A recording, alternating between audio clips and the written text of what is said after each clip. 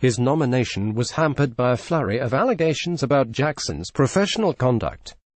In a statement announcing his withdrawal, Jackson slammed allegations of improper behavior leveled against him as completely false and fabricated. "If they had any merit, I would not have been selected, promoted and entrusted to serve in such a sensitive and important role as physician to 3 presidents over the past 12 years, Jackson said. "Going into this process, I expected tough questions about how to best care for our veterans, but I did not expect to have to dignify baseless and anonymous attacks on my character and integrity." Jackson said he was motivated to withdraw from consideration because the allegations against him have become a distraction for Trump and his agenda. "Unfortunately, because of how Washington works, these false allegations have become a distraction for this president and the important issue we must be addressing, how we give the best care to our nation's heroes," Jackson said.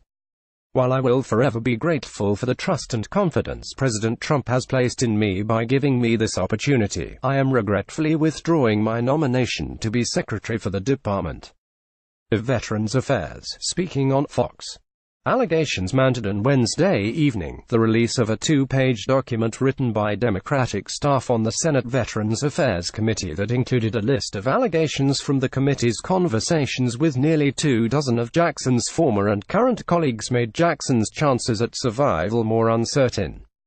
According to the summary released by Senate Democrats, the contents of which remain under investigation by lawmakers and have not yet been substantiated, Jackson was allegedly abusive to his colleagues, loosely handled prescription pain medications and was periodically intoxicated, even once wrecking a government vehicle while drunk. Jackson has not responded to the allegations in the totality, but told reporters on Wednesday that he did not wreck the government car and had indicated at the time that he planned to continue in the nominating process. Republican and Democratic lawmakers on the Senate Veterans Affairs Committee had raised concerns this week about allegations involving Jackson, the White House physician, and had started to review the allegations in an effort to determine whether they were sufficient to upend his nomination. Jackson had been expected to appear on Capitol Hill on Wednesday for a confirmation hearing, but that hearing was postponed indefinitely as members were assessing allegations about the White House physician's behavior. Whistleblowers who spoke to the panel described a toxic work environment under Jackson's leadership and questionable behavior, including excessive drinking, CNN has reported. On Wednesday, before the allegations from the Democratic staff of the Veterans Panel became public, the White House mounted a robust defense of Jackson, with White House Press Secretary Sarah Sanders telling reporters he had an impeccable record. Sanders suggested that Jackson's current position as the White House physician meant that he had been more thoroughly vetted than other cabinet nominees. At one point on Wednesday, Trump raised the prospect of going into the briefing room himself to stick up for Jackson, to say that he is a good guy and had his support. But several senior administration officials, including Sanders, advised against the move. But later Wednesday, after the allegations included in the Democratic document were released, Trump himself began to wonder out loud whether Jackson should step aside before things get worse, and White House aides were preparing for that possibility, officials told CNN. More upheaval for Trump's cabinet. Jackson's withdrawal marks the most recent setback for Trump's cabinet, which has had a high rate of turnover.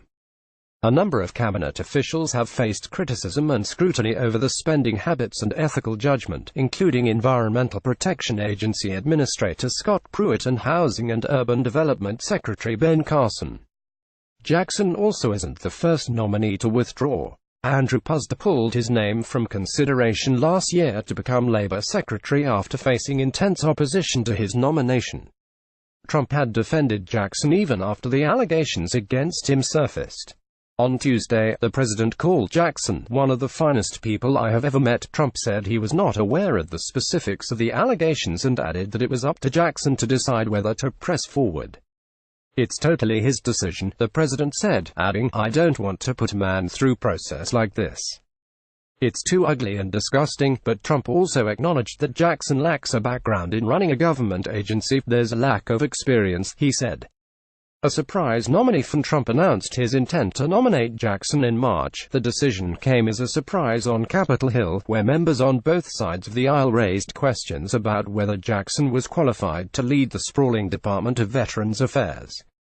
While Jackson served as White House physician under 3 presidents, his policy views were relatively unknown, and some lawmakers expressed concern over whether he had the managerial experience necessary to steer the department.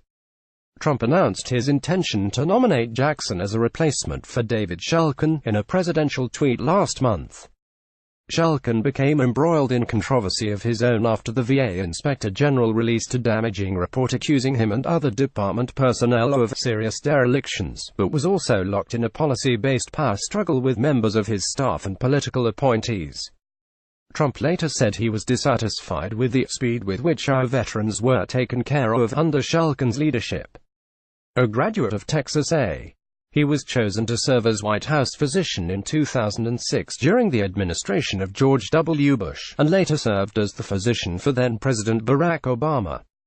In January, Jackson made headlines after declaring he had no concerns about Trump's cognitive ability after the president underwent a neurological screening.